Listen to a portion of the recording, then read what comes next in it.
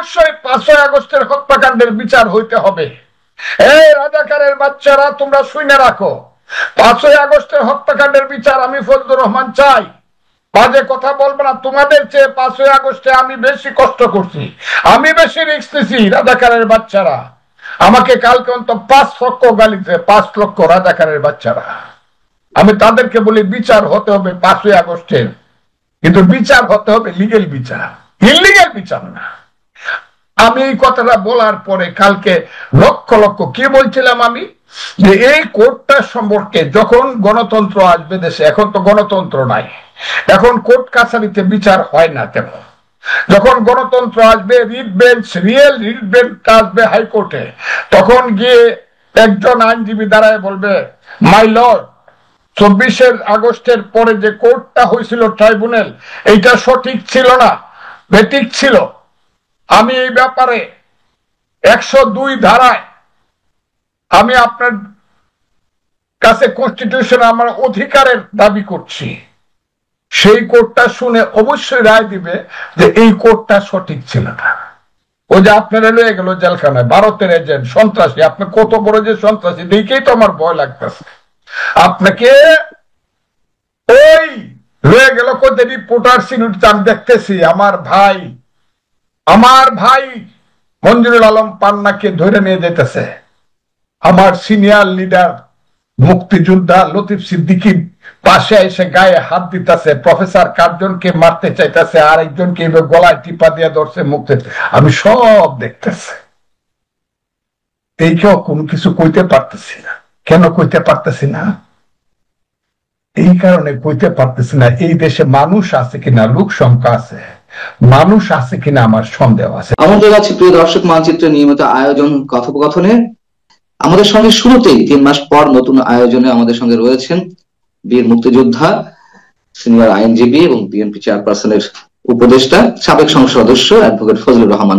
Advocate Fazlur Rahman, আপনাকে স্বাগত জানাচ্ছি। আমরা যে বিষয়টি নিয়ে কথা বলতে চাই খুব সঙ্গত কারণেই, সাবেক প্রধানমন্ত্রী শেখ হাসিনার বিচারের রায় হয়েছে ট্রাইব্যুনালে সোমবার, এবং সেই বিষয়টি এখন শুধুমাত্র টক অফ দ্য কান্ট্রি নয়, বাংলাদেশে আলোচনার বিষয় নয়, মোটামুটি সারা বিশ্বের বিভিন্ন প্রান্তের আলোচনা এবং একই সঙ্গে সমালোচনার বিষয়। আন্তর্জাতিক মানবাধিকার সংগঠনগুলো তারা এই বিচারের মানদণ্ড নিয়ে এরই মধ্যে প্রশ্ন তুলেছে। একজন সিনিয়র আইনজীবী হিসেবে এবং একজন অভিজ্ঞ রাজনীতিবিদ হিসেবে আপনার কাছে আমার প্রশ্ন, আপনি কিভাবে মূল্যায়ন করছেন শেখ হাসিনার যে বিচারের রায়টি হলো ট্রাইব্যুনালের মাধ্যমে? আপনাকে অসংখ্য ধন্যবাদ। আমার কথা যারা শুনছেন দেশে এবং বিদেশে, আমি সবাইকে সালাম জানাচ্ছি, আসসালামু আলাইকুম। দেখেন, আমার ভাগ্যটাই এমন, পৃথিবীতে যখন কেউ এই বিচারের রায় নিয়ে কথা বলে নাই, বাংলাদেশে তো নয়, তখনই আমার মনে হয়েছে যে একজন মানুষ হিসাবে, এদেশের একজন সিনিয়র নাগরিক হিসাবে, সর্বোপরি একজন মুক্তিযোদ্ধা হিসাবে, একজন সিনিয়র অ্যাডভোকেট হিসাবে, আমি যদি এই রায়টা সম্পর্কে কোনো কথা না বলি, তাহলে আমি বিবেকের কাছে দায়ী থাকব। কারণ আমি জানি এই রায়ের ভবিষ্যৎ কি। ফুটবল খেলার গোল দেখে হাততালি দেওয়া আর রায় শুনে হাততালি দেওয়া তো এক জিনিস নয়। আমার কাছে মনে হয়েছিল গতকালকে এবং প্রতিদিন, এবং যেদিন এই বিচারালয়টা, স্পেশাল ট্রাইব্যুনালটা কনস্টিটিউট হয়, গঠন করা হয়, সেদিনই আমার মনে হয়েছিল এই বিচারালয়ে একমাত্র 71-এর রাজাকার আল বদর আল শামস দালাল স্বাধীনতা বিরোধী ছাড়া আর কারো বিচার হওয়া উচিত নয়। এটা বন্ধ করে দেওয়া উচিত ছিল এবং এটাকে জাদুঘরে পরিণত করা উচিত ছিল। কারণ এই ট্রাইব্যুনালটা গঠন করা হয়েছিল প্রথমে 1973 সনে এবং পরবর্তী সময় শেখ হাসিনার 8 সনের পরে এই দেশে যারা মুক্তিযুদ্ধের বিরোধিতা করেছিল এবং আইনগতভাবে যাদের বিচার হওয়ার জন্য নিশ্চিতভাবে চুক্তি হয়েছিল, সেই চুক্তি কেউ জানে না যে আমি কি করবো, কে জানে কে জীবিত আছে, আমি তো বুঝি না। তো চুক্তি হয়েছিল, যে চুক্তিতে লেখা ছিল 1971 সনের 16 ডিসেম্বর নিয়াজি যখন জেনারেল জগজিৎ সিং অরোরার পায়ের নিচে তার রিভলভারটা লেখে দস্তখত করে সারেন্ডারের, সেই সারেন্ডারের দস্তখতে লেখা ছিল, সেই পত্রে লেখা ছিল এই 93,000 পাকিস্তানি হানাদার বাহিনী তো সারেন্ডার করলই, তাদের তো বিচার হবেই, তাদের সাথে সাথে বিচার হবে তাদেরকে যারা এদেশে সহযোগিতা করেছে, মুসলিম লীগ, পিডিপি, জামাতে ইসলাম, নেজামে ইসলাম, আল বদর, রাজাকার, আল শামস, এই 7টা নাম, এদেরও বিচার হবে।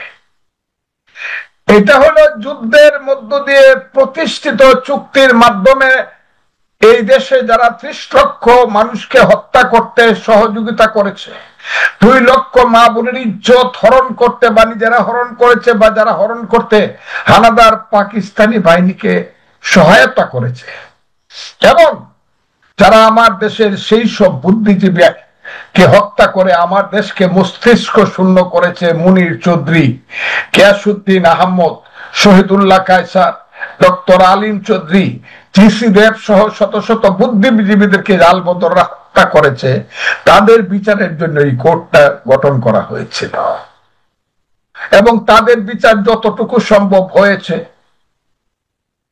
শেখ হাসিনা করে গিয়েছে, অনেককে মাফ করে দিয়েছে, শেখ হাসিনার বিচারও অর্ধ সমাপ্ত ছিল। এই কোর্টে আবার দেখা গেল 5ই আগস্টের গণ আন্দোলনের যারা বিরোধী শেখ হাসিনা সরকার, তাদের বিচার হচ্ছে। এটা তো হতে পারে না, এটা তো মুক্তিযুদ্ধের অপমান, মুক্তিযোদ্ধাদের অপমান, এটা তো 1000 বছরের মুক্তিযুদ্ধ আমার গৌরব, সেই গৌরবের অপমান। এই কোর্টে তো আন্দোলনে, 5ই আগস্টের আন্দোলনে বলেন আর সংগ্রামে বলেন, পরাজিত শক্তি যারা, তাদের বিচার হতে পারে না। এরা অপরাধী, আর মুক্তিযোদ্ধারা, মুক্তিযুদ্ধের যে মহা অপরাধী, এরা তো এক নয়। সেই কারণে আমি বলছিলাম যে এই কোর্টটাই আমি মানি না, এবং এটা কোর্টটা সঠিক নয়, এবং কোর্টটা যেভাবে গঠন করা হয়েছে সেটা সাংঘাতিক ভাবে বেআইনি, ইলিগেল।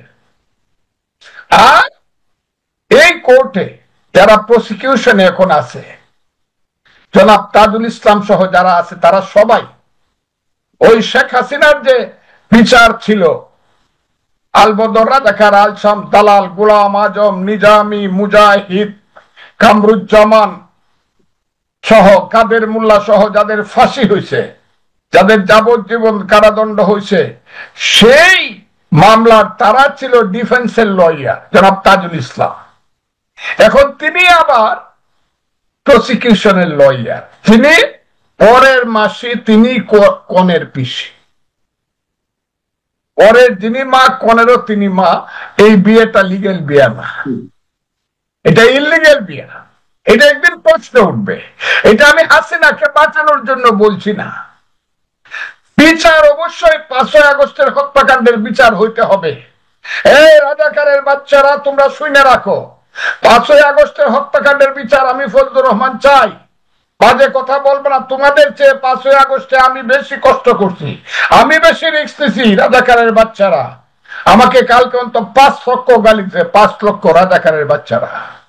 আমি তাদেরকে বলি বিচার হতে হবে 5ই আগস্টের, কিন্তু বিচার হতে হবে লিগেল বিচার, ইলিগেল বিচার না। আমি এই কথাটা বলার পরে কালকে লক্ষ লক্ষ, কি বলছিলাম আমি, যে এই কোর্টটা সম্পর্কে যখন গণতন্ত্র আসবে দেশে, এখন তো গণতন্ত্র নাই, এখন কোর্ট কাছারিতে বিচার হয় না তেমন। যখন গণতন্ত্র আসবে, writ bench, real writ bench আসবে হাইকোর্টে, তখন গিয়ে একজন আইনজীবী দাঁড়ায় বলবে, মাই লর্ড, 24 আগস্টের পরে যে কোর্টটা হয়েছিল ট্রাইব্যুনাল, এইটা সঠিক ছিল না, বেঠিক ছিল। আমি এই ব্যাপারে 102 ধারায় আমি আপনার কাছে কনস্টিটিউশন আমার অধিকারের দাবি করছি। সেই কোর্টটা শুনে অবশ্যই রায় দিবে যে এই কোর্টটা সঠিক ছিল না। এই কোর্টের আমার কথাটা শুনে 1 মিনিট, এই কোর্টটা সঠিক ছিল না এবং এইটা আবার অ্যাপিলেট ডিভিশন সাপোর্ট করবে। আর সেই কোর্টটা যদি সঠিক না থাকে তো এই কোর্টের বিচার তো পরের ব্যাপার, কোর্টই তো সঠিক না। এক, দুই হলো আমি যে কথাটা বলছিলাম সেই কথাটা আজকে জাতিসংঘ সমর্থন করতেছে। আমি যে কথাটা কালকে বলছি সেই কথাটা আজকে সমস্ত মানবাধিকার সংস্থা সাপোর্ট করতেছে। আমি যে কথাটা বলছি সেই কথা অস্ট্রেলিয়া থেকে, জাপান থেকে ধরে, ইউরোপীয় ইউনিয়ন থেকে ধরে আমেরিকা সবাই সাপোর্ট করতেছে। তা আমাকে হাজার হাজার গালি কেন দেওয়া হইলো? আমি তো বলতেছি না বিচার করা যাবে না, বিচারের ব্যাপারে আমার কোনো কথাই নেই। আমি বলতেছি কোর্টটা ইলিগেল, কাজে ইলিগেল কোর্টে কোনো লিগেল বিচার হইতে পারবে না। এটা হলো আমার কথা। বিষয় হচ্ছে যে ইলিগাল বিচার, আপনি বলছেন যে যুদ্ধাপরাধী বিচারের জন্য এই ট্রাইব্যুনাল গঠিত হয়েছিল, অর্থাৎ শেখ হাসিনার বিচারের জন্য নতুন কোন ট্রাইব্যুনাল গঠন করা যেতে পারে, তো এটা হচ্ছে আপনার বক্তব্য? হ্যাঁ। আচ্ছা, এখন হাইকোর্ট ডিভিশনে কেউ আপিল করলে হাইকোর্ট এটিকে মানে এই ট্রাইব্যুনালের বিচার স্থগিত করতে পারে বা বাদ দিয়ে দিতে পারে। হাইকোর্ট বলতে অ্যাপিলেট ডিভিশন। সেই অ্যাপিলের কি কোনো সুযোগ আছে? কে করবে এই আপিলটা? কার পক্ষ থেকে করা হবে? না, নিয়ম হইল ফিউজিটিভ, যারা পলাতক লোকের কোনো আপিল নাই, বিচার পাওয়ার অধিকার নাই। কাজে শেখ হাসিনা এবং ওই যে কি নাম স্বরাষ্ট্রমন্ত্রী ছিল, আমার মনেও থাকে না ভাই, না আসাদুজ্জামান কামাল সাহেব, এরা যদি আইসা সারেন্ডার করে যদি আপিল না করে তাদের আপিল করার কোনো রাইট নেই, এমন কথাটা বুঝে। আমি হাইকোর্টের কোনো আপিল না, আপিল করতে হবে যে অ্যাপিলেট ডিভিশনে, তারপরে রিভিউতে যাইতে হবে সর্বশেষ। এটা একটা দীর্ঘ প্রসেস, যতই বলুক যে এটা একটা দীর্ঘ প্রসেস, একটা লোক রেফারেন্স 1-1.5 বছর 2 বছর লাগবে। 30 দিনের মধ্যে আসামি পক্ষ থেকে সশরীরে বা আত্মসমর্পণের মাধ্যমে যদি আপিল করা না হয় তাহলে এটি স্বয়ংক্রিয়ভাবে চূড়ান্ত রায়ে পরিণত হয়, যদি আমার ভুল না হয়ে থাকে। হলো ফাঁসির আসামি তো ওখানে নাই, আসামি রায় চূড়ান্ত রায় হইলো, এতে কি হলো? শেখ হাসিনা বা কামাল সাহেবের ফাঁসি হয়ে যাবে? কারণ তারা তো হাতের ধরা ছোঁয়ার মধ্যে নাই।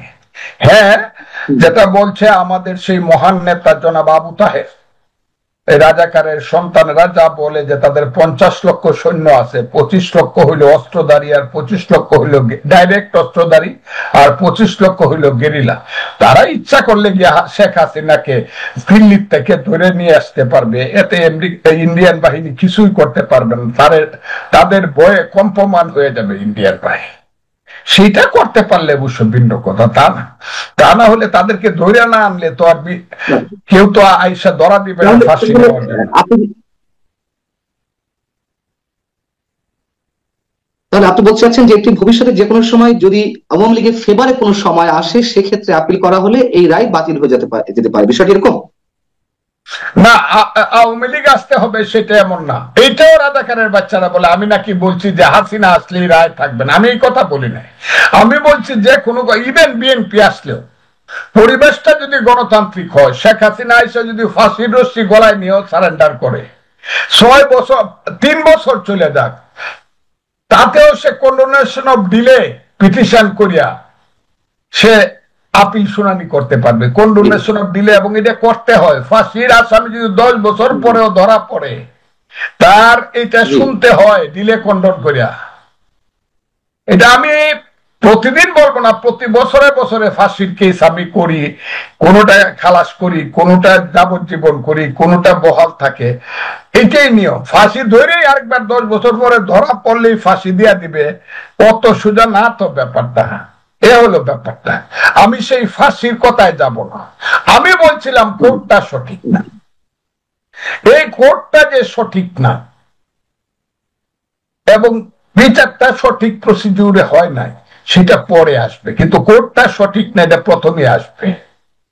আপনি গেছেন অঙ্ক পরীক্ষা দিতে বা মেট্রিক পরীক্ষা বা এসএসসি পরীক্ষা দিতে, এখন আপনাকে লয়ে গেল ফুটবল ক্লাবের ঘরে ফুটবল খেলা দেখবার জন্য, ওখানে নিয়ে আপনার কাগজ কলম দিল, আপনি লিখা দেন, তো হবে না। আপনি তো পরীক্ষার হলে যেতে হবে, তাহলে তো পরীক্ষা হবে না।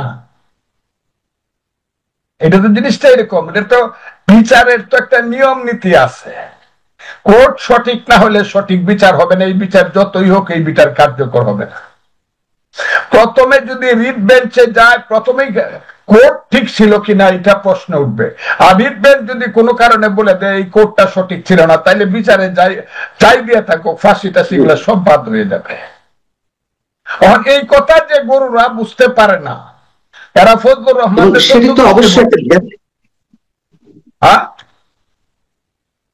জি অবশ্যই আপনি আপনি মৌলিক একটি জায়গায় মানে এটাকে নোটিস করছেন যে এই ট্রাইব্যুনালই শেখ হাসিনার বিচারের জন্য যথোপযুক্ত নয়, যেহেতু এটা একটা নির্দিষ্ট বিষয়ের উপরে আমাদের গঠিত হয়েছে। আমি ধরে নিলাম যে যে এদের যে বাবা জাতিসংঘ, আমাদের যে বাবা 15 বছরের বাবা মানবাধিকার সংস্থা, যারা সব সময় বিএনপি এবং আন্দোলন সমর্থন করে গেছে হাসিনার বিরুদ্ধে, এরা হলো এখন তাদের আমাদের ওই ফাঁসির এগেইনস্টে বিচারের এগেইনস্টে গেছে, যেটা বিচার ঠিক মতো ভাবে হয় নাই। দেখেন না সবকিছু কইলা আমাকে বকে কেন? অনেক কথা আমি আগে বলছি বলেই বকে শুনতে হবে আমাকে। হ্যাঁ, আমার দলের কাছে বিচার দেয়। ফজলুর রহমান তো হাসিনার বিচার না, আমি হাসিনার বিচার চাই না, এটা না। আমার দল যেটা স্টেটমেন্ট করছে ওই স্টেটমেন্টের আমি বিরোধী না, আমি তার পক্ষে। কিন্তু আমি যেটা বলতেছি আইনজীবী হিসাবে এবং মুক্তিযোদ্ধা হিসাবে, এই কোর্টে বিচার করে মুক্তিযুদ্ধের অবমাননা করছে। 2, আইনজীবী হিসাবে আমি বলতেছি এই কোর্টে যে কোর্টটা গঠন করা হয়েছে সঠিকভাবে গঠন করা হয়নি। দলের কর্মী হিসাবে তো আমি দলের বাইরে আর কি ধরনের এই বিচার নিয়ে আর কি ধরনের সমালোচনা আপনার কাছ থেকে আসতে পারে? যেমন ইন্টারন্যাশনাল অ্যামনেস্টি ইন্টারন্যাশনাল কিংবা হিউম্যান রাইটস ওয়াচ বা জাতিসংঘ যে কথাগুলো বলছে যে এগুলো এই বিচারটি আন্তর্জাতিক মানদণ্ড অনুযায়ী হয়নি, বিচারের ক্ষেত্রে খুব দ্রুততা অবলম্বন করা হয়েছে, তড়িৎ গতিতে এই বিচারটি করা হয়েছে, আসামি পক্ষে অনুপস্থিতির বিষয়টি আনা হয়েছে যে আসামির অনুপস্থিতি এই বিচার প্রশ্নবিদ্ধ হবে, এবং সাক্ষীদেরকে যথোপযুক্ত ভাবে জেরা করার সুযোগ দেওয়া হয়নি। এই ধরনের আরো বেশ কিছু পয়েন্ট আউট তারা করেছে। আপনি কি মনে করেন তাদের এই অভিযোগগুলো যথাযথ? আমি এই প্রশ্নের উত্তরটা এই কারণে দিব না, আমি একটা দল করি, কিন্তু এক সময় এই প্রশ্নগুলো আসবে। জাতিসংঘ যখন প্রশ্ন তুলছে, না বুঝে তো তুলেন। জাতিসংঘ তো আর সলিমুদ্দিন না, সে তো আর ডাক্তার শফিকুর রহমান বা আবু তাহের না। জাতিসংঘ তো বুঝে শুনে এই প্রশ্নটা তুলছে, বিচারটা সঠিক হয় নাই। যদি সঠিক না হয়ে থাকে কি করবে তারা? এই কথাটা আমি আগে বলছি বলতেছে ফজলুর রহমান বিএনপি থেকে হাসিনার বিচার চায় না। আরে এত আর কিছু হারামজাদারা আছে, আমি আপনাকে বলি, বেজন্মা বাস্টার্ড, ওই চালায়, ইউটিউব চালায় আমার ভুলও দিয়া, আমার ফলস আইডি দিয়া, এরা যে কি লেখে আমার নামে। আমি তো স্পষ্ট বলতেছি আমার কথাটা, আমি যা বলতেছি জাতিসংঘ তাই বলে, মানবাধিকার সংস্থা তাই বলে, এবং একদিন সারা বাংলাদেশের মানুষ তাই বলবে যে কোর্টটা সঠিক ছিল। এটা হলো আমার কথা। তাহলে এই যে বিচারটি করা হলো, এটি কোনো প্রতিহিংসার জায়গা থেকে নাকি কিছু ত্রুটি নিয়ে বিচারটি হয়তো হয়েছে? এটাই দরকার ছিল শেখ হাসিনার জন্য, খুব দ্রুত দরকার ছিল। যারা আন্দোলন করেছে, গণ অভ্যুত্থানে জড়িত ছিল, সামনে সারিতে ছিলেন, তাদের তাদের যে দাবি পূরণের জন্য দ্রুত গতিতে এই বিচার, আপনি কিভাবে মূল্যায়ন করবেন? আমি প্রতিহিংসা শব্দটা উচ্চারণ করেছি, অনেকে করছেন যে এটি কি প্রতিহিংসা বিচার কিনা, বিভিন্ন জায়গা থেকে প্রশ্ন উত্থাপন করা শুরু হয়েছে। আমি বলবো না, আপনি জজদের ইতিহাসটা খুঁজে দেখেন, যারা জাস্টিস ছিলেন মাইলর্ড, বা এরা তখন স্যার, এরা তো মাইলর্ড না, এটা ট্রাইব্যুনালের তো, তারা তো স্যার। স্যারদের পূর্ব ইতিহাসটা খুঁজে দেখেন, বাপদাদার ইতিহাসটা, এরা কারা কোন থেকে আসছে। আর আমি চ্যালেঞ্জ করে বলতে পারি, প্রসিকিউশন এবং ডিফেন্সে যারা ছিল তাদের 95% পূর্বপুরুষ হইল আল বদর, রাজাকার, আল শামস এবং স্বাধীনতা বিরোধী, এবং এরা সবাই জামাত শিবির করছে। এই যে তাজুল ইসলাম শিবিরের নেতা ছিল, এবং শিবির যে গুলি করে ছাত্রলীগ এবং ছাত্রমৈত্রীর, ছাত্র ইউনিয়নের বা জাসদ ছাত্রলীগের ছেলেদেরকে মারছে, এই তাজুল ইসলাম তার মার্ডার কেসের আসামি ছিল, সে শিবিরের নেতা ছিল, এবং তার সাথে যারা আছে তারা সব শিবিরের কর্মী। আমি তাদেরকে দোষ দেওয়ার জন্য কথাটা বলছি না, এটা হলো সবটা প্রসিকিউশনে এবং ডিফেন্সে ছিল শিবির। রেসিপি এরা এটা প্লেস করছে, এটা উপোজ করছে। দেখেন না ডিফেন্সের যে যিনি ছিলেন হাসিনার পক্ষে কি হাসা হাসা কইছে, আমি খুব কষ্ট পাইছি, হাসা হাসা কইতেছে যে তার ফাঁসি হওয়া আমি খুব কষ্ট। এগুলো মস্করা করা জাতির সাথে। কাজে এটা কি বিচার না বিচার এটা আমি এখন বলবো না, বললে অবুঝ মানুষ, এই দেশটা অবুঝের দেশ হয়ে গেছে। ৬৬, ৬৭, ৬৮, ৬৯, ৭০, ৭১ বাঙালি জাতির যে মেধা শক্তি ছিল, যে দেশপ্রেম ছিল, রাজনীতি সম্পর্কে তার যে চেতনা ছিল, সংস্কৃতি সম্পর্কে তার যে মূল্যবোধের ব্যাপারটা ছিল, তার ১০০% পিছায় গেছে এই ৬০ বছর পরে বাঙালি জাতি।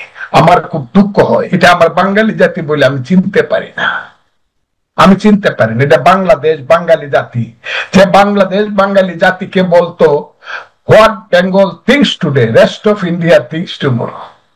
বাংলা আজকে যা ভাবে সমস্ত ভারত এবং পৃথিবী তার একদিন পরে তা ভাবে।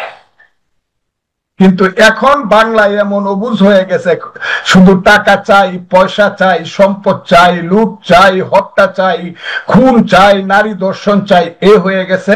এবং এই দেশটা এখন অপরিচিত একটা দেশ ইউনূস সাহেবের আমলে। এই দেশে কোনো নেতৃত্ব নাই, এই দেশে কোনো ধরনের জীবনের নিশ্চয়তা নাই। বাংলাদেশকে এখন মানুষ ঘৃণা করে, এটা হলো কথা।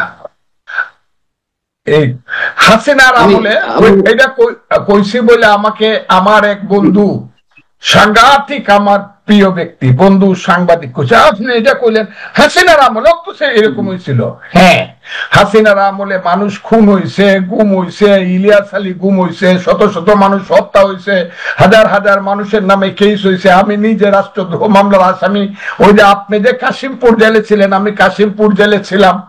এগুলো সব হয়েছে, ইলেকশন দেয় নাই, লুট হয়েছে, সবই হয়েছে। কিন্তু হাসিনার আমলে সামাজিক এবং রাজনৈতিক দুষ্ট নেতৃত্ব হইলেও ছিল, অনির্বাচিত নেতৃত্ব হইলেও ছিল। একটা জায়গাতে গিয়া বলতে হইতো আমাকে ওরা মারে ফেলবে, আপনি আমাকে বাঁচান। এখন আর কোথাও গিয়ে আপনি বলতে পারবেন না ওরা আমাকে মেরে ফেলবে, আপনি আমাকে বাঁচান। ইউনূস সাহেব সহ কেউ বাঁচাইতে পারবে না আপনাকে। যদি ওই যে বৈষম্য বিরোধী এনসিপি এরপরে সমন্বয়করা যদি মনে করে আপনার সব শেষ করে দিব, গুলশানে একটা বাড়িতে গিয়ে উঠবে ১০-১৫টা ছেলে বৈষম্য বিরোধী বা এনসিপির নামে, এই রাত্র ১২টার সময় গিয়ে এই দরজা খুল, ফেডে ফেসিস্টের বাড়ি, দরজা খুললে স্বর্ণ নিব, টাকা নিব, কেউ কথা বলবে না, পুলিশ আসবে না, পছন্দ হইলে সুন্দরী মেয়েটাকে দৌড়ে লইয়া ৩ দিন পরে আবার ফেরত দিব। এইটা হলো দেশ, এইটা হলো দেশ। এটা কইলেই ফজলুর রহমান এ দেশ কেন কইল? আমরা তো চাই না ইউনূস সাহেব ১৫ মাস বা ১৫ বছর থাকা, আমরা তো চাই ২ মাসের মধ্যে ইউনূস সাহেব ইলেকশন দিয়ে যাক। তাই না কেন? সমস্ত বিদেশি যারা এই দেশের নাগরিক নয় তারা আমার দেশ চালায়। আলী রিয়াজ, কলিল, অমুক তমুক নাম কইতেও ঘৃণা লাগে। তো এরা কি বাংলাদেশে ২ পয়সার মানুষ না, এরা এসে আমার দেশের সংবিধান লেখে আর বলে যে ১২ কোটি মানুষের ভোট যারা পাইবা তোমরা, তারা ২৭০ দিন আমাদের কথা মতো কাজ করার লাগবে। আমি জানি না আল্লাহ কি রাখছে আমাদের কপালে। আমরা শেষ করবো।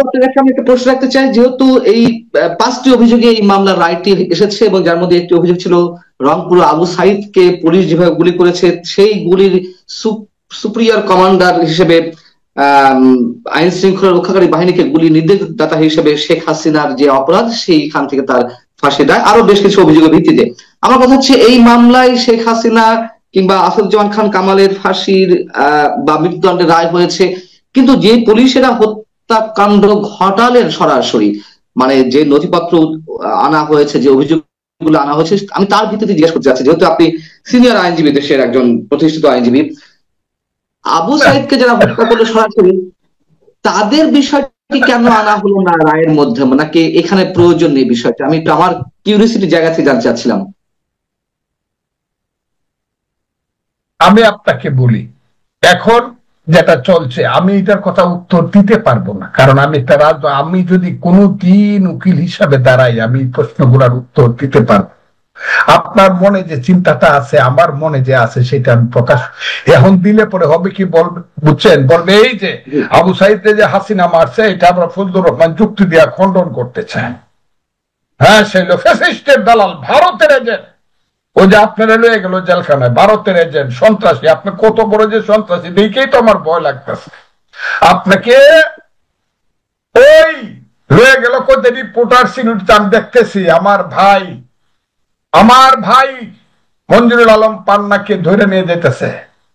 আমার সিনিয়র লিডার মুক্তিযোদ্ধা লতিফ সিদ্দিকী পাশে এসে গায়ে হাত দিতেছে, প্রফেসর কার্জনকে মারতে চাইতেছে, আর একজনকে গলায় টিপা দিয়ে ধরছে মুক্তি। আমি সব দেখতেছি, এই কেউ কোনো কিছু কইতে পারতেছি না। কেন কইতে পারতেছি না?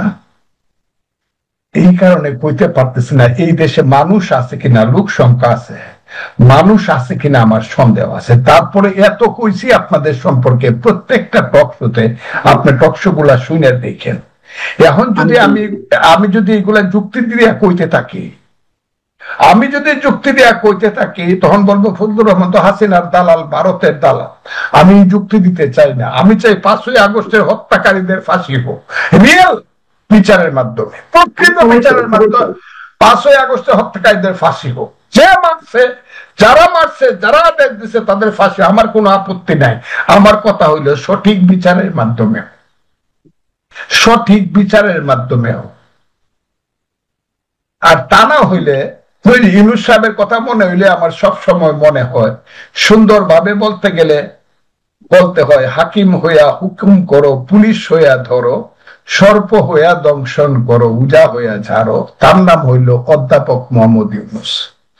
আর তারে যখন আমি দেখি হাসি দেয়, একটা হাসি যখন দেয়, সে হাসিটা দেখে আমার একটা গানের কথা মনে পড়ে, যেটা বিদ্রোহী কবি নজরুল ইসলাম লিখেছে। গানটা, খেলেছ এ বিশ্ব লয়ে বিরাট শিশু আনমনে, সৃজন সৃষ্টি তব পুতুল খেলা নিরজনে, প্রভু নিরজনে।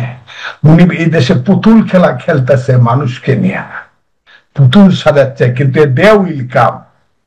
ওই যে দস্তখত করে চট্টগ্রাম বন্দরটা দিয়ে দিছে গতকালকে, এইটার জবাব আল্লাহর রহমতে ইউনূস সাহেব বাচ্চা থাকুক, তাকে দিতে হবে। এই যে আলী রিয়াজ ফালি রিয়াজরা, আমি বলি বাপের বেটা হইলে দেশ ছেড়ে যাইস না, থাইকেন, দেশ ছেড়ে যায় না বাপের বেটা হইলে। আমি কিন্তু যাব না, আমি ফাঁসি হইলেও যাব না, দেশটা শেষ হয়ে গেছে। রাইট, আমি অনেকখানি একমত আপনার সঙ্গে, অনেকখানি নয়, বলা যায় পুরোপুরি একমত।